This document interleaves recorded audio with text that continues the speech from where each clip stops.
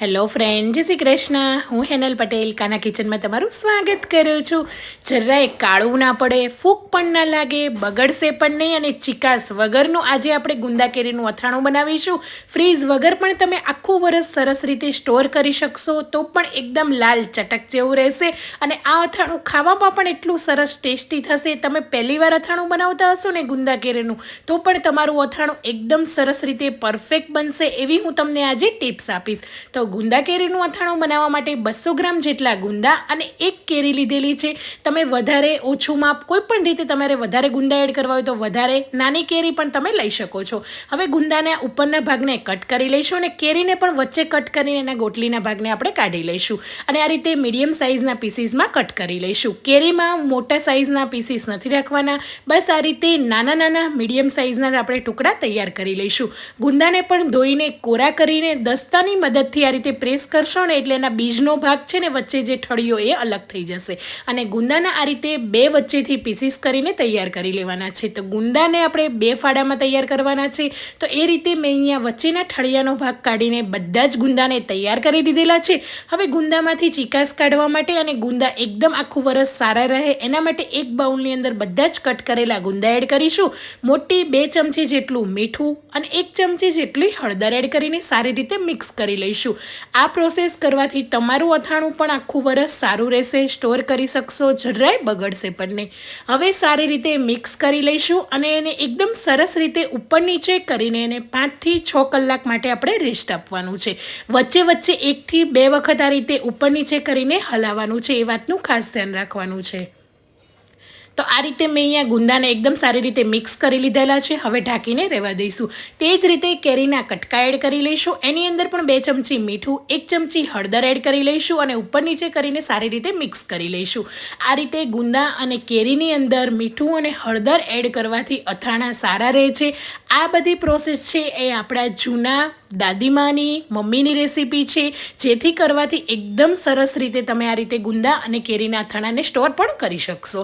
હવે કેરીને પણ ઢાંકીને રહેવા દઈશું. હવે અહીંયા એક પેનની અંદર મોટી 5 ચમચી જેટલું તેલને ગરમ કરવા માટે મૂકી દઈશું.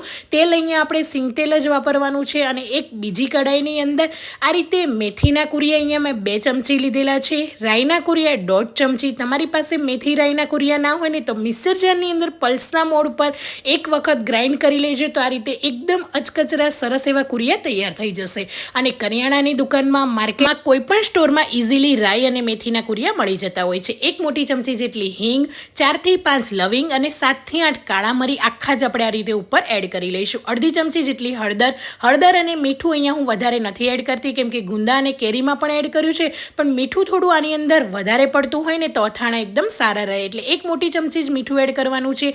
1 મોટી ચમચી જેટલી લીલી ઝીણી વરિયાળી એડ કરીશું. વરિયાળીનો ફ્લેવર સરસ આવશે અને તેલને ધુવાડો નીકળે ત્યાં સુધી ગરમ કરી લઈશું અને તરત જ ઉપર આ રીતે એડ કરીને ઢાંકીને આપણે રહેવા દઈશું. તો તરત જ વઘારને ઉપર આ રીતે તેલને ગરમ રેડવાથી, તરત ઢાંકી દેવાથી જે અથાણાની સુગંધ હોય છે એ અંદર જ રહેતી હોય છે અને મસાલાની સ્મેલ જે છે એ બહાર જરાય નહીં આવે. 1 થી 2 સેકન્ડ પછી ખોલીને એક વખત ચેક કરી લઈશું. તો તમે જોઈ શકો છો રાઈ, મેથીના કુરિયા, બધા મસાલા જે આપણે નાખેલા એ એકદમ સારી રીતે તેલની અંદર મિક્સ થઈ ગયા છે. હવે એને ઢાંકીને આપણે 2 થી 3 કલાક માટે કે તમે ઓવરનાઇટ માટે પણ રાખી શકો છો. હવે આપણે કેરી અને ગુંદાના કટકાને મેં આ રીતે સૂકવી દીધેલા છે. કોઈ પણ પેપર પર કે પ્લેટની અંદર સૂકવીને પંખા નીચે 3 થી 4 કલાક માટે રહેવા દેજો. જરાય પાણી ના રહેવું જોઈએ ત્યાં સુધી એને એકદમ સરસ રીતે કોરા કરી લેવાના છે. તો કોઈ પણ કેરીના કટકાને આ રીતે પ્રેસ કરવાથી પાણી ના રિલીઝ થાય તો એકદમ સરસ રીતે કેરી આપણી સુકાઈ ગઈ છે. આ ટિપ્સનું ખાસ ધ્યાન રાખવું.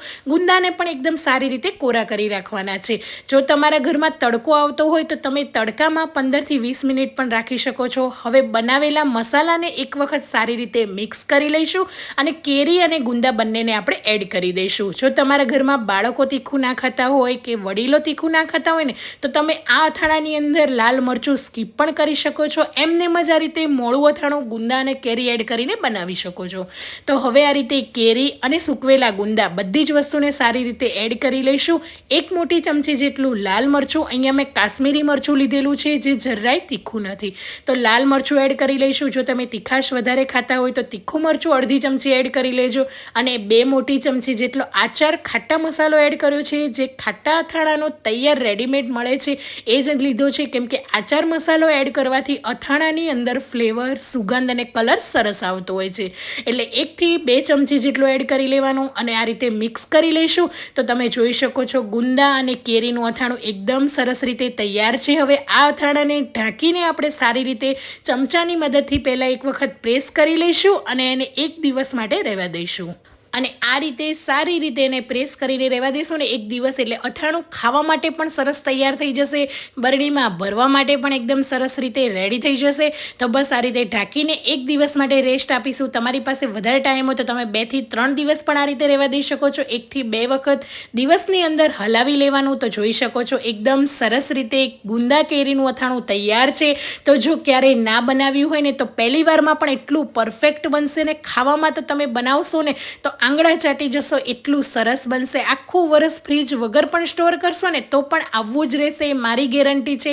તો એક વખત મારી આ બધી ટિપ્સ સાથે જરૂરથી ટ્રાય કરજો અને મને કમેન્ટ બોક્સમાં જણાવજો કે આજની મારી ગુંદા કેરીના અથાણાની રેસીપી તમને કેવી લાગી. Thank you for watching. મળીએ એક આપણે નવા વિડીયો સાથે. બાય બાય, આવજો.